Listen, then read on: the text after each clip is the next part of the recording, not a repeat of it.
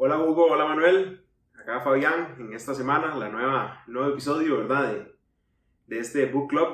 Esta semana, como estamos trabajando el libro de Jacob Schwintenberg, de No Nonsense Quantum Mechanics, ¿verdad? Y bueno, vamos avanzando en este libro y se va poniendo cada vez más interesante, ¿verdad? Entonces, esta vez me tocó el capítulo 2, ¿verdad? Este capítulo 2 nos va a dar una idea sobre estas propiedades que trae nuevas la mecánica cuántica. Entonces, una pregunta válida que alguien podría hacerse es, ¿por qué la mecánica cuántica? ¿Sí? O sea, ¿por qué yo no puedo seguir trabajando toda la mecánica como lo he hecho desde antes, desde la mecánica clásica, ¿verdad? ¿Por qué la mecánica cuántica es diferente? ¿Está bien? Entonces, ¿qué características fundamentales hacen que la mecánica cuántica sea distinta de la mecánica clásica usual? ¿Y qué cosas tal vez extrañas puede traernos, ¿verdad? Entonces, vamos a pasar por 3 puntos clave. El primer punto clave va a ser la necesidad de utilizar ondas ahora para describir partículas, ¿verdad? Esa va a ser la primera cosa que vamos a tratar de trabajar. La segunda va a ser la existencia de cantidades que están cuantizadas, ya veremos qué significa eso. Y la tercera, que es que existe una incertidumbre de todas las mediciones que podemos hacer. Entonces esas son básicamente las 3 características fundamentales que el capítulo trabaja y que nos dice que esas son las que hacen a la mecánica cuántica una teoría distinta de lo que hemos estado trabajando, ¿verdad? Tal vez no las únicas, pero sí las principales, ¿verdad? Entonces, trabajemos la primera, ¿verdad? La primera nos comentaba sobre la necesidad de utilizar ondas. Y para eso vamos a trabajar primero con un experimento, ¿verdad?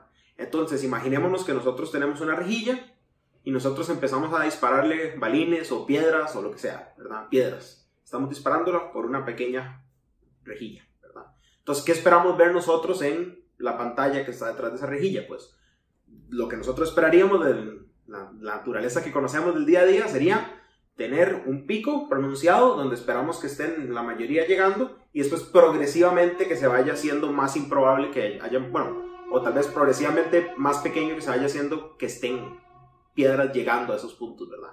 Entonces, uno muy probable y progresivamente se va haciendo menor y menor probable que piedras lleguen a esos puntos. Entonces uno dice, ok, todo bien, eso es algo intuitivo. ¿Qué pasa si ahora tengo 2 rejillas y en vez de enviar piedras, ¿verdad? Yo envío ahora una onda, ¿verdad? Entonces puede ser sonido, puede ser en agua, puede ser cualquier tipo de onda, ¿verdad? Entonces yo envío esta onda y pues ¿qué obtengo del otro lado? Pues obtengo un patrón muy específico, ¿verdad? Que es un patrón de interferencia, ¿verdad? Que lo que trae son máximos, ¿verdad? Un máximo de intensidad donde veo luz, por así decirlo, bueno, en ese caso no luz, pero podría haber, por así decirlo, el movimiento del agua, ¿verdad? Y veo algo completamente en blanco donde no puede haber nada, ¿verdad? Donde no hay nada de onda, y después sigue así, ¿verdad? Habiendo y no habiendo, habiendo y no habiendo. Creo que es correcto, ¿verdad? Y entonces, está bien, vemos comportamientos distintos para cosas que se comportan de manera ondulatoria y cosas que se comportan de manera crepuscular. Pero entonces, cabe la pregunta, ¿qué pasa si yo hago más y más pequeña esa piedrita y lo que le tiro a la rejilla, a la doble rejilla, son electrones, ¿verdad? Entonces yo empiezo a lanzarle electrones a esa doble rejilla. Entonces, tal vez uno esperaría, si uno dice, ok, tal vez con algún pensamiento más sencillo, ¿verdad? Uno diría, bueno, es como una mini piedrita, espero que nada más pegue en la pantalla, pero no se observa eso, ¿verdad? Si uno empieza a hacer un conteo de cuántos electrones llegan a cierto punto de la pared, encontrás que se distribuyen de la misma manera que se distribuyen las ondas, ¿verdad? Entonces tienen espacios donde llegan electrones, después un espacio donde no llega ningún electrón, y después espacios donde llegan electrones pero con menor frecuencia, y eso sucesivamente en ambas direcciones, ¿verdad? Y observás que entonces esos electrones no están cumpliendo un comportamiento como el usual que esperábamos de una piedra que tirábamos, pero están cumpliendo un comportamiento más como el de las ondas, ¿verdad? Entonces eso nos dice que vamos a necesitar, o que tal vez va a ser de mucha utilidad, tener una descripción ondulatoria de esas partículas, ¿verdad? Y entonces, algo que es interesante sobre este libro en específico es que él dice que no le gusta para nada el concepto de dualidad onda-partícula. Para él ese concepto es un concepto que puede llevar a errores y de hecho en algún momento cuando sigamos estudiando este libro vamos a ver que de hecho no se necesita, según el autor, esa descripción ondulatoria para describir la mecánica cuántica.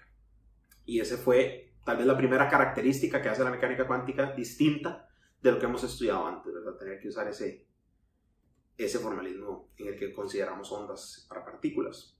El segundo es que existen cantidades que están cuantizadas, es decir, que no pueden tomar cualquier valor arbitrario, sino que pueden tomar solo múltiplos enteros de algún cierto valor constante, ¿verdad? Entonces, uno de esos es, por ejemplo, la carga, ¿verdad? La carga está cuantizada y entonces solo puede tomar valores múltiplos enteros de el valor absoluto, la carga del electrón, ¿verdad? Y otras cantidades que están cuantizadas es, por ejemplo, los niveles de energía de un átomo, ¿verdad? Entonces, el electrón está en diferentes orbitales, ¿verdad? En órbitas, como tal vez algunos lo han visto antes, ¿verdad? Y la diferencia de energías entre esos dos está cuantizada, no es cualquier cosa, sino que es una cantidad específica, ¿verdad? Y eso ya tendremos tiempo para verlo de manera más formal y más matemática en otros capítulos, pero ese es un ejemplo de otra cosa que también está cuantizada. Y entonces, ¿cómo relacionamos esto con ondas, ¿verdad? Pues una manera bastante simple de verlo es cuando uno está con una persona jugando con una cuerda, ¿verdad? Y usted tiene los dos puntos fijos y trata de hacer oscilaciones. Entonces, usted siempre va a ver que se generan un número de nodos, ¿verdad? Y no puede generar cantidades fraccionarias de eso. Siempre van a ser cantidades específicas, ¿verdad? Eso va a estar cuantizado. Y entonces, por ejemplo, vos podés relacionar las frecuencias, ¿verdad? De esas ondas. Bueno, tal vez echando un poco para atrás, uno puede llegar y decir, ok, si escribo este electrón como una onda, obtengo patrones muy similares como los de cuando uno está con una persona jugando con una cuerda, ¿verdad? Ese tipo de movimiento ondulatorio. Y entonces yo puedo relacionar esas frecuencias, que no pueden tomar cualquier valor, son dadas, ¿verdad? Con la energía. Y hacer ese tipo de relaciones que ya tendremos tiempo para ver. Y la tercera característica es la de la incertidumbre, ¿verdad? Que entonces, esto lo que nos dice es que vamos a tener solo una precisión, o tal vez no una precisión, sino una limitación en cuanto yo puedo medir algunas cantidades. Entonces, por ejemplo, si yo tengo una cuerda, para seguir con el ejemplo, y yo mando un pulso, ¿verdad? Que es solo un pico que se mueve así, pues si yo tomo una foto, entonces yo te puedo decir con mucha certeza dónde estaba ese pico, pero no sé nada sobre la velocidad con la que se estaba moviendo, ¿verdad? Y si por el contrario yo empiezo a hacer oscilaciones y hago una onda, ¿verdad? Sinusoidal muy específica, yo te puedo dar mucha información sobre, por ejemplo, la longitud de onda, que me diría un poco sobre el momentum, pero no te puedo decir nada sobre la posición. Pierde sentido de preguntarte cuál es la posición de esa onda estacionaria, ¿verdad?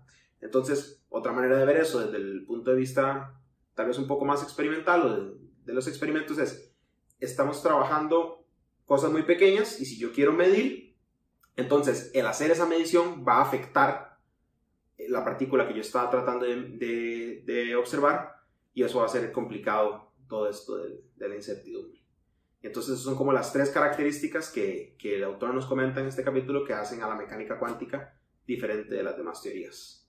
Y entonces eso fue el capítulo y veámonos la próxima semana.